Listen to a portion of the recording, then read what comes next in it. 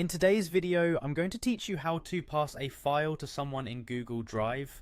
This is an essential skill, whether you're collaborating on a school project, sharing family photos, or working on a professional document. Let's get started. First, you'll want to navigate to Google Drive. You can do this by entering drive.google.com into your web browser's address bar. If you're not already logged into your Google account, you'll be prompted to sign in. Make sure to use the Google account where your file is saved, as this is crucial for accessing your documents seamlessly. Once you're in Google Drive, you'll see a list of your files and folders. Find the specific file that you want to share. If your drive is quite packed, you can use the search bar at the top to quickly locate it. When you found it, simply right-click on the file. This will open a context menu with several options pertaining to your file.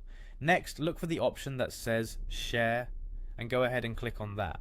This action will open up a sharing settings window. Here you have the opportunity to decide who can access your file and how much control they'll have over it. In the sharing settings window, you'll notice a field where you can enter email addresses. Here, type in the email addresses of the people you want to share the file with.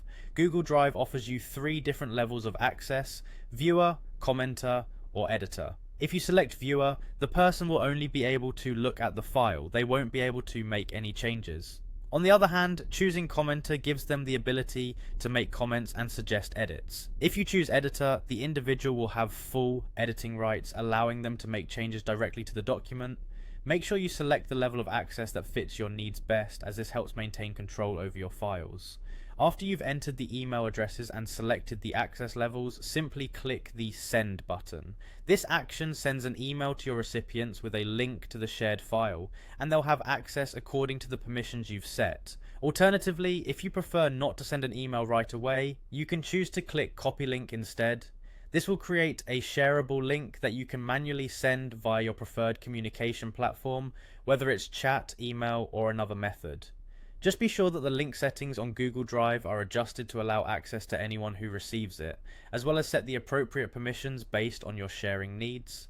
By following these steps, you can easily share files in Google Drive and streamline collaboration or file distribution in your personal or professional life. Thanks for watching, and happy sharing.